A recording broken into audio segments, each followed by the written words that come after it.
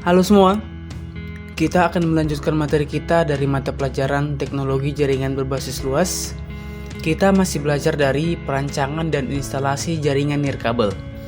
Pada video sebelumnya, kita telah membahas tentang hal yang mempengaruhi jarak jangkauan jaringan nirkabel, hal yang diperhitungkan dalam membangun jaringan nirkabel, dan perancangan jaringan nirkabel. Kompetensi dasar dari materi yang kita bahas adalah mengevaluasi jaringan nirkabel dan mengonfigurasi jaringan nirkabel. Kita lanjutkan materi kita. Yang akan kita bahas pada video kali ini adalah pemasangan perangkat jaringan nirkabel dan konfigurasi jaringan nirkabel. Langsung saja kita mulai. Yang pertama adalah pemasangan perangkat jaringan nirkabel. Instalasi atau pemasangan jaringan nirkabel tidak sesulit pemasangan jaringan kabel. Instalasi jaringan nirkabel dengan menggunakan WiFi jauh lebih mudah. Hal pertama yang wajib diketahui dalam pemasangan jaringan nirkabel adalah prosedur instalasi. Ada beberapa hal penting yang perlu diperhatikan dalam prosedur instalasi, yaitu yang pertama adalah periksa kecocokan kabel yang digunakan. Pemasangan kabel UTP dari access point ke switch perlu diperhatikan agar jaringan dapat berjalan dengan baik. Pemeriksaan kabel dari access point ke antena juga perlu diperhatikan. Dan ada baiknya dilakukan labeling atau pemberian label pada kabel yang digunakan, supaya nantinya lebih mudah dalam melakukan pemeriksaan atau dokumentasi jaringan, sehingga akan lebih mudah untuk melacak posisi kabel yang ingin diperiksa. Prosedur yang kedua adalah membuat desain pengaturan konfigurasi sebelum melakukan langsung pada alat-alat yang ada, seperti access point, bridge, dan client device. Yang diperhatikan adalah misalnya IP address yang akan dipasang, SSID yang akan digunakan, user dan password login untuk administrator, serta pengaturan parameter sekuritas atau keamanan yang harus disamakan supaya tidak terjadi masalah saat client device ingin terhubung dengan access point yang ada. Prosedur yang ketiga adalah menguji radius sinyal dari access point dan pemeriksaan dari overlapping channel dengan menggunakan software. Prosedur instalasi yang terakhir adalah membuat dokumentasi, yaitu dengan mencatat dan mendokumentasikan setiap langkah konfigurasi serta kontak person dari tim instalasi. Hal ini berguna apabila terjadi permasalahan di kemudian hari, sehingga akan lebih mudah untuk melakukan pengecekan permasalahan. Sekarang kita masuk pada penempatan alat-alat jaringan nirkabel. Access point biasanya diletakkan pada tempat yang bisa memberikan sinyal atau radius yang seluas mungkin. Untuk pemasangan indoor, penempatan access point sebaiknya berada di tempat yang tidak banyak sekat atau dinding. Usahakan sebisa mungkin line of sight karena radius sinyal akan semakin kecil apabila makin banyak sekat atau halangan. Perlu diperhatikan juga dalam pemasangan access point channel yang digunakan supaya tidak terjadi dead spot atau tabrakan frekuensi. Sedangkan untuk outdoor, sebaiknya dilakukan site survey terlebih dahulu untuk mengecek keadaan lapangan. Jangan sampai sinyal pada titik yang akan dipasang access point akan bertabrakan dengan access point yang lain yang telah terpasang sebelumnya. Dan keamanannya perlu diperhatikan, seperti memasang di tempat tinggi dan jangan lupa memasang anti petir. Kita lanjutkan materinya. Sekarang kita masuk pada pengkabelan. Pemasangan kabel ini hanya dilakukan untuk kabel UTP, yaitu dihubungkan dengan access point. Karena jaringan ini merupakan jaringan nirkabel, jadi yang perlu diperhatikan dalam pengkabelan adalah koneksi access point ke switch. Hal ini bertujuan untuk mengetahui apakah kabel tersebut dapat digunakan atau tidak, misalnya jika karena isi kabelnya putus. Setelah kabel dipasang, maka ada baiknya jika menggunakan pipa penutup agar terlihat lebih rapi. Dan juga ada baiknya jika dibuat tanda pada kabel supaya lebih mudah dalam melakukan pengawasan ataupun perbaikan jika terjadi sesuatu kerusakan. Setelah access point selesai diletakkan pada masing-masing lokasinya, maka langkah selanjutnya adalah menarik kabel, memasang kartu wireless adapter pada PC user yang akan menggunakan jaringan nirkabel yang telah dipasang. dan memasang parameter sekuritas atau keamanan yang sama untuk setiap PC, laptop, ataupun handphone yang akan digunakan untuk mengakses jaringan nirkabel tersebut. Langkah terakhir dari pemasangan perangkat jaringan nirkabel adalah pada proses instalasi jaringan nirkabel. Sebelum melakukan instalasi, sangat penting untuk membuat jadwal proses instalasi agar seluruh pekerjaan dapat tertata dan berjalan dengan baik. Yang pertama yang harus dilakukan adalah membuat desain jaringan di atas kertas sesuai dengan kondisi nyata di lapangan. Yang kedua adalah melakukan pembongkaran dan pembenahan infrastruktur jaringan. Yang ketiga, melakukan pemasangan peralatan jaringan secara menyeluruh. Yang keempat, melakukan konfigurasi peralatan jaringan secara menyeluruh. Kelima, menguji konektivitas semua node dalam jaringan dan radius dari akses point yang dipasang. Yang keenam adalah tim instalasi. Tim instalasi adalah orang-orang yang terlibat dalam melaksanakan instalasi suatu jaringan nirkabel. Orang-orang yang berada pada tim ini sebaiknya bukanlah orang-orang yang sembarangan, melainkan orang-orang yang sudah memiliki pengalaman dalam bidang jaringan komputer, khususnya pengalaman dalam melakukan instalasi jaringan nirkabel. Itulah materi untuk pemasangan perangkat jaringan nirkabel. Sejauh ini bisa dipahami ya. Kita lanjutkan materinya. Materi terakhir yang akan kita bahas pada video kali ini adalah tentang konfigurasi jaringan nirkabel. Jaringan nirkabel memiliki banyak macam. Salah satunya adalah jaringan ad hoc. Jaringan ad hoc adalah jaringan nirkabel peer-to-peer.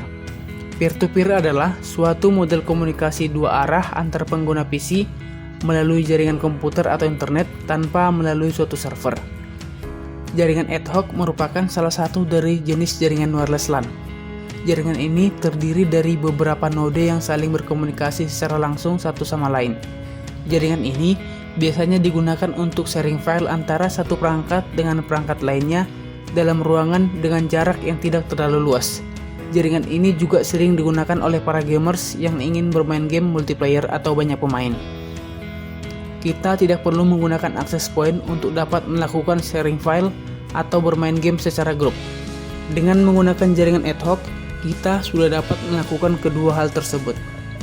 Jaringan ad hoc hanya menggunakan WiFi adapter atau WiFi internal pada laptop untuk dapat memancarkan sinyal radio. Ini merupakan cara alternatif yang harus kamu ketahui sebagai pengguna OS Windows. Berbeda dengan Windows 7 yang memiliki fasilitas ad hoc serta dapat diset dengan mudah, pada Windows 8, 81, dan 10 tidak memiliki fasilitas untuk membuat jaringan ad hoc. Tapi kamu gak usah khawatir karena sekarang kita akan mencoba membuat jaringan ad hoc. Sekarang saya akan mencoba membuat jaringan ad hoc pada Windows 81. Oke, langsung saja kita mulai. Yang pertama harus kita lakukan adalah kita mencari CMD. Lalu pilih Run as Administrator.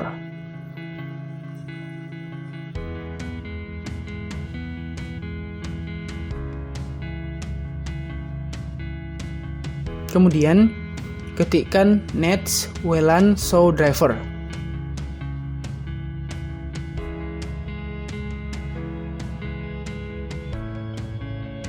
Ini bertujuan untuk melihat apakah PC atau laptop kita mendukung untuk melakukan jaringan ad hoc atau tidak. Tekan enter. Nah, di sini kita perhatikan di bagian hosted network supported. Jika tulisannya yes, maka kita akan bisa melakukan konfigurasi jaringan ad hoc. Jika tulisannya no, maka kita tidak bisa melakukan konfigurasinya. Langkah selanjutnya adalah kita ketikkan nets WLAN set hosted network.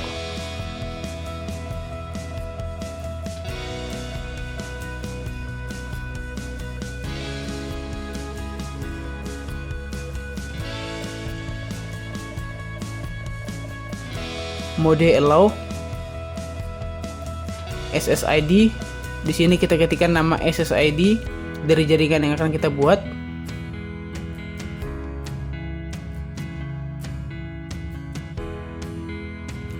Kemudian key sebagai passwordnya.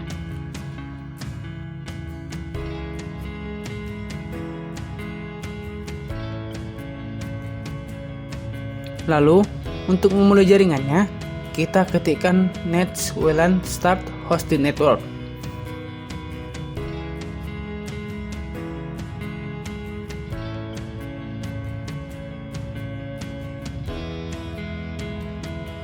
Sebaliknya, untuk menghentikannya, setelah kita selesai menggunakannya adalah dengan mengetikkan Nets WLAN Stop Hosted Network.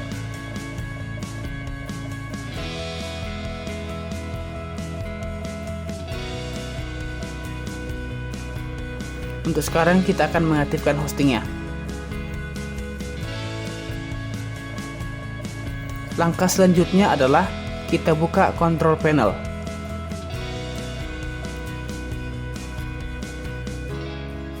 Pilih Network and Internet, Network and Sharing Center. Langkah selanjutnya adalah kita pilih Change Adapter Settings. Ini adalah adapter dari jaringan yang sudah kita buat. Nama dari setiap jaringan di komputer kalian mungkin beda-beda dengan jaringan saya.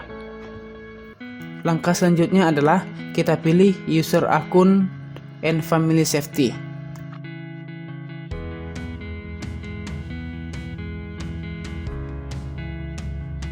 Pilih Credential Manager. Credential Manager ini dibutuhkan nantinya ketika PC yang terhubung dengan kita melalui jaringan ad hoc ingin membuka file yang telah kita bagikan dalam jaringan. Cara membuatnya adalah pilih Windows Credential, pilih Add a Windows Credential. Nah, di sini kita memasukkan alamat internetnya. Di sini saya buat My Server. Kemudian atur username dan password sesuai dengan keinginan kalian.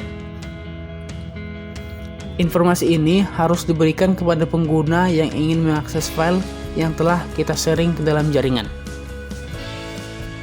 Langkah selanjutnya adalah kita buka bagian network.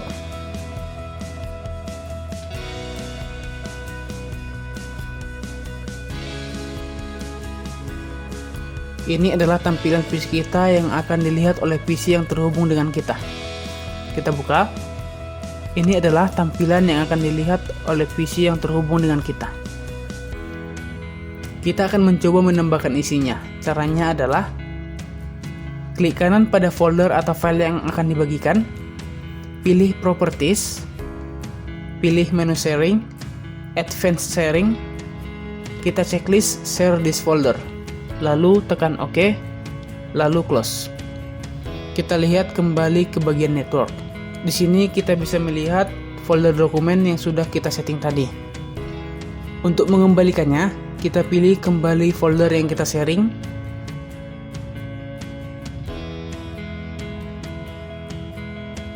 Kita unchecklist, maka file tersebut tidak bisa lagi dilihat oleh PC lain.